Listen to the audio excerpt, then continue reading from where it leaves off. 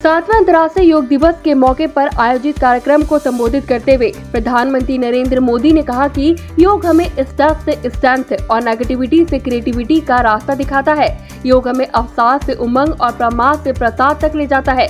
PM ने दुनिया की विभिन्न भाषाओं में योग प्रशिक्षण देने के लिए योग ऐप लॉन्च करने की भी घोषणा की।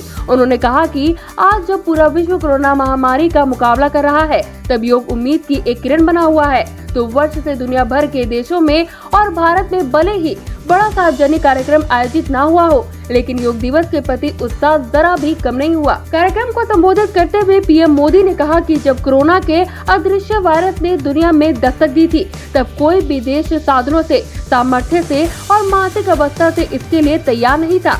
ऐसे समय में योग आत्मबल का बड़ा साधन बना। योग ने लोगों ने भरोसा जताया कि हम इस बीमारी से लड़ सकते हैं। उन्होंने कहा कि कोरोना के बावजूद इस बार की योग दिवस की थीम योग फॉर वेलनेस ने करोड़ों लोगों में योग के प्रति उत्साह को और बढ़ाया। मैं आज योग दिवस पर ये कामना करता हूँ कि हर देश, हर समाज और हर व्यक्ति स्वस्थ हो, सब एक साथ मिलकर एक दूसरे की ताकत बने। पीएम ने कहा कि आज मेडिकल साइंस भी उपचार के साथ साथ हीलिंग पर भी उतना ही बल देता है और योग हीलिंग प्रोसेस में उपकारक है। मुझे संतोष है कि आज योग के इस पहलू पर दुनिया भर के विशेषज्ञ अनेक प्रकार के साइंटिफिक रिसर्च भी कर रहे हैं। उन्होंने कहा कि भारत के ऋषियों ने भारत में जब भी स्वास्थ्य की बात की है, तो इसका मतलब ये नहीं कि केवल शारीरिक स्वास्थ्य ही हो। इसलिए योग में फिजिकल हेल्थ के साथ साथ मेंटल हेल्थ पर भी इस तरह जोर दिया गया है। प्रधानमंत्री ने कहा कि जब भारत ने यूनाइटेड नेशन के अंतर्राष्ट्रीय योग दिवस का प्रस्ताव रखा था, तो इसके पीछे यही भावना थी कि योग विज्ञान पूरे विश्व के लिए सुलभ हो।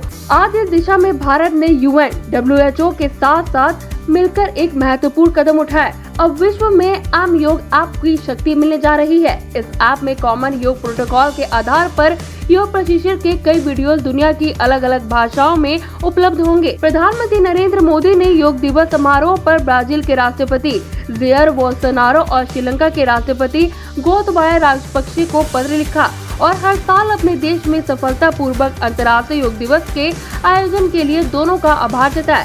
श्रीलंका में भारतीय दूतावास की तरफ से किए गए ट्वीट के मुताबिक पिछले महीने की 25 तारीख को राजपक्षे को लिखे पत्र में पीएम मोदी ने कहा कि इस साल की थीम स्वास्थ्य के लिए योग दुनिया भर के लोगों की अच्छी सेहत और भलाई के लिए चिंता की दर्शाती है।